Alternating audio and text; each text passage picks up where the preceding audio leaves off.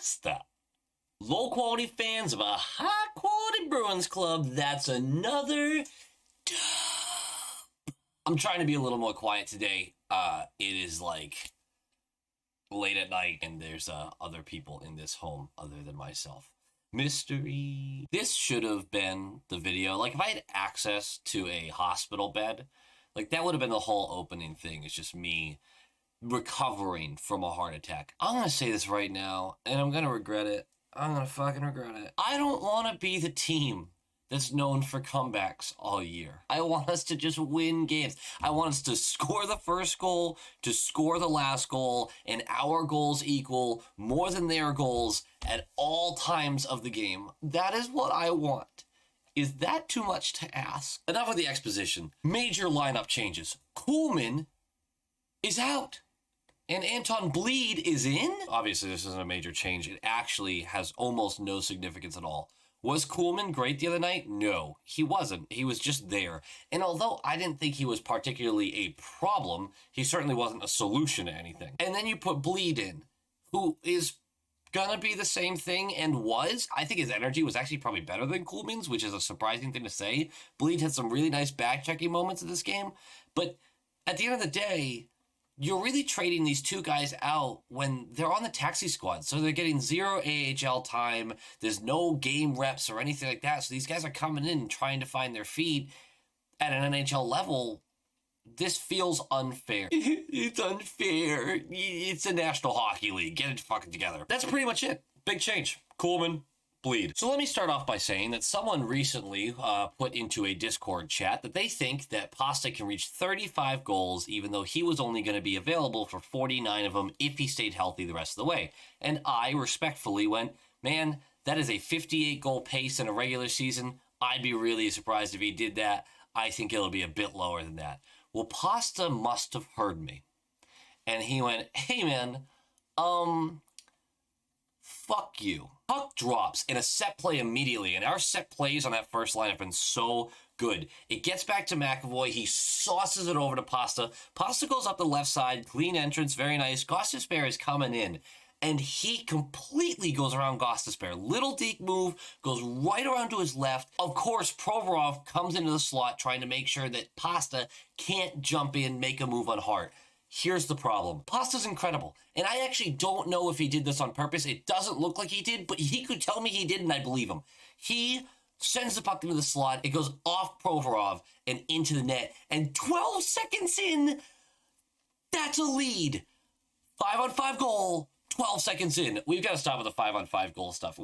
It's been fixed. I mean, we have highs and lows, but it's been fixed. We start this game out so hot.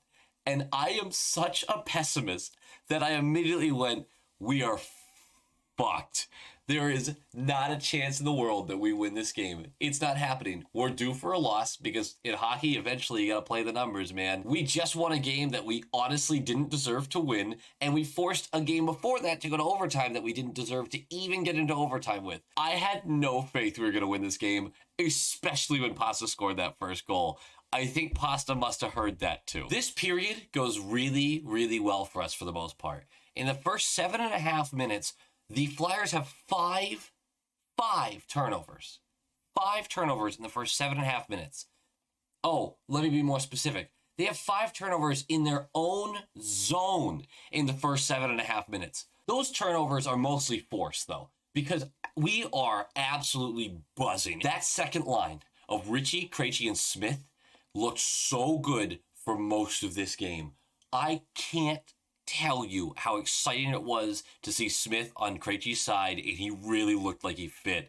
What's even crazier about that is, so Krejci's going to be our second line center barring an injury. That left side job and that right side job are both technically up for grabs. Now, DeBrusk owns the left side, right? But he's been super inconsistent. So if we find a lineup that's working really well, those 3 guys are working really well, DeBrusk will get bounced down. He'll stay in the lineup, but he'll get bounced down. And Smith, of course, could take over Kasha.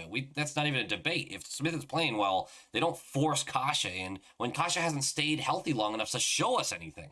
So That could be a lineup all year. There's not a ton to talk about that first, after the first goal 12 seconds in, because we dominated play for a while. We lost a little steam in the last couple of minutes. Rask was seeing the puck really well, but here's the big but, and we talk about this a lot. You get out of the first period, and beginning of the season, we weren't scoring. At least we got one. But all you could really think is that's a big mistake not to get at least one more this period. We had a lot of chances, and Hart played amazing for most of this game. That was a big, big red flag. The Flyers got to go to their locker room and sit down and go, wow, we are dog shit, but we're only down by one. Like, let's turn it up a little, and we probably even it up. Spoilers. Second starts, Flyers look way better. They hem us into our zone. They're flying around. We are in trouble. The game picks up pace, going a little back and forth. We're flying up and down. Then, finally, we take our first penalty of the first penalty of the game. 10 minutes into the second period. That's 30 minutes play with only one penalty. What? Who was this team? Not a lot to talk about there, except for the fact that in nice Philly fashion, Corrali does get a breakaway for a shorthanded bid, and he is all alone for days, and Hart makes a big save. Honestly, not the greatest shot by Corrali, but it's fine. On we go. We get a really nice heavy shift about 15 minutes into the second, which starts to spark us up a little bit, and guess who it is? No, it's not the fourth line. The fourth line's not fun anymore, man. But you know what is fun?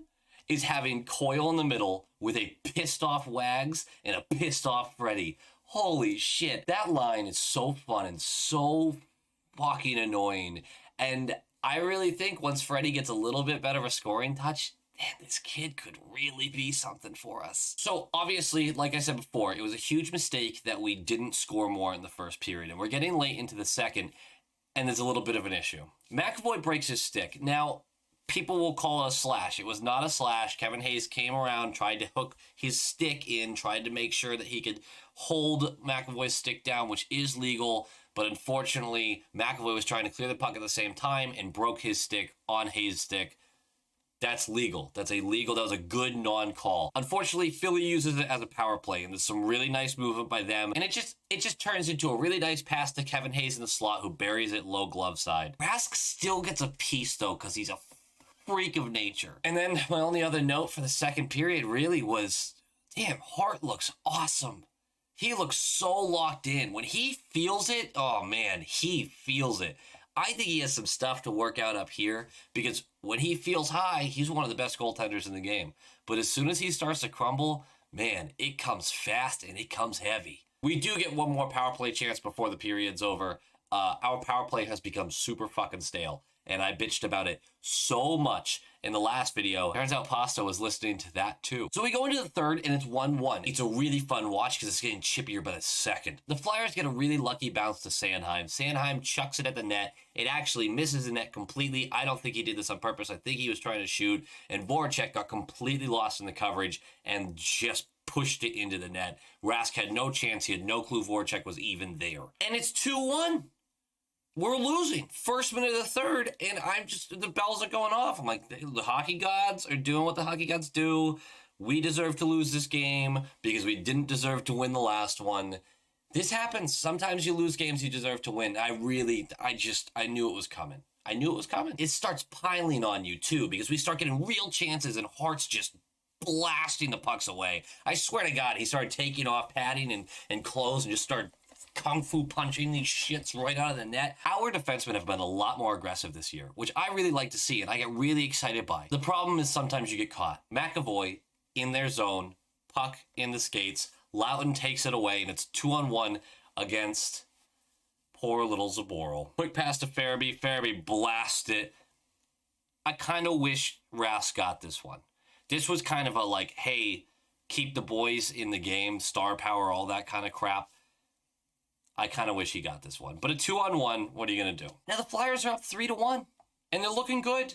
And it really just doesn't look like Hart's going to let anything else in. We need a break. We need something to go our way. And we get one. Abe Kubel, he catches the puck and just, we've all seen this, where they catch the puck and they kind of close their hand and swoop it, but he catches the puck and does like a movement thing with it.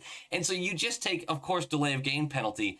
And now it's 3-1. You're giving Boston a power play, who they've still been good on the power play. The last few haven't been great, but they're still a good power play team.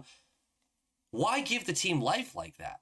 That was a bonehead penalty, a really bad one, and they paid for it. And they paid for it off another kind of set play. Bergie wins the faceoff. Back to Krejci at the point, Marshy on the wall, Ritchie underneath, Bergeron in the slot, tosses the Pasta, goal. Wide open. There was nothing you could do. There's nothing you can do when the Pasta wants some sauce. By the way, that play went about as quickly as I just said it. I love seeing the team play like that. It went Krejci at the point, Marshy on the wall, Ritchie underneath. Ritchie got it to Bergie in the slot, who noticed if he just chucked it to the left, Pasta was wide open with an empty net. And it's 3-2. 3-2. Wow, my fingers don't work today. Do you know what really pisses people off? When Marchand's involved in a game-tying or game-winning play. Marshy forces a hold, so we have another power play. And now the Flyers almost kill this. It gets really, really disjointed. But one thing that has been clear about this team is they don't panic often. There's a couple guys who do, Bjork. There's a couple guys who do, but most of the players understand the level they need to play at, and they understand how to win hockey games. And McAvoy is one of them. We cannot get in the zone. There's 20 seconds left on the power play.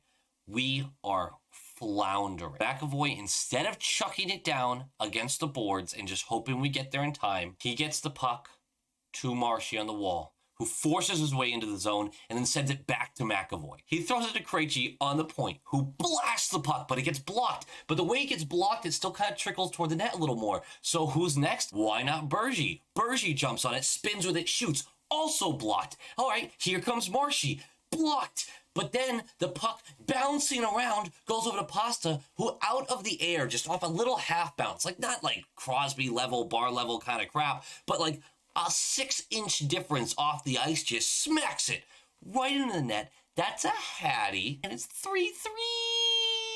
I don't like having to be quiet. I don't like this. I hate this. I want to scream and shout at you guys. I'm not gonna make it a habit. It's just, I really wanted to get this video done. Loughton does something that sends Flyers Twitter into an absolute black hole of blaming the Zebras. A blatant interference call with 6 seconds left, and it was blatant. Don't mix it up. It was blatant. Look, I've seen that not get called. We all have. They call it. We go into overtime 4-on-3. That means we have Bergie, Marshy, Krejci, and Pasta out for an overtime starter 4-on-3. Yeah, I thought the game was pretty much over. You can't blame Hart for this game at all. Krejci has it at the point. He throws it to Pasta on the left side. Pasta passes to Bergie. It's his usual slapshot spot, but he knows they're waiting for that. So he passes it to Bergie, who's just standing literally like here's Bergie's penis, right? Like it's like a fist, and then here's Hart's face. Now this doesn't happen, but like I just want you to know how close he was. Passes it to Bergie. Bergie shoots. Now Hart makes the first save. Great. It goes right back to Bergie, who just buries it. And that's game over. 4-3. We take over the lead in the division. The Flyers blow a huge chance. And remember, this is now 3 wins against the Flyers. We're talking banking points against divisional rivals who should compete with us at the end of the year for these top spots. They are missing a lot of points from that. I know they still got a point out of this game, but they should have gotten 2 and we should have gotten 0. Huge differences, even this early in the season. Game notes. I'm not going to survive this season. We have too many overtimes. My blood pressure is too high. I eat too much sodium. I'm going to fucking die. Back to a prior point. I argued with someone about Pasta having 35 goals or less, or more, or less. And I said less, and I'm feeling wrong. And I really hope I'm wrong. Oh, I really hope I'm wrong. Everyone's going to talk about it, but Pasta with 5 goals in his first 3 games is absolutely insane, especially when coming back from a surgery. Dude came to play, and you can see it. No more rust for this guy. According to MoneyPuck.com, the Flyers had a 96% chance of winning that game before they took the delay of game penalty by closing the fist, and that is the penalty we scored our second goal on. They get a 96% chance of winning that game. Put some F's in the chat. Lastly, and this is my last big point, is Lauzon and Zaboral deserve to be recognized for how much they've brought. Zaboral's getting better with every game. Lauzon, he has his ups and downs. I don't think that this guy deserves to be on the top line for a long time, but I respect the hell out of what he's been able to do, and he has not been a problem, which is way better than I expected. Guys, that does it for me. I know this is a little bit different of an episode, a little quieter, a little more relaxed. It's like an ASMR Bruins episode, you know? Like, come relax with me. Let's get cuddly. Get your Bruins robes on, your Bruins hats, everything like that. We'll get in here. Come on, get in here. Get in here. Go Bees.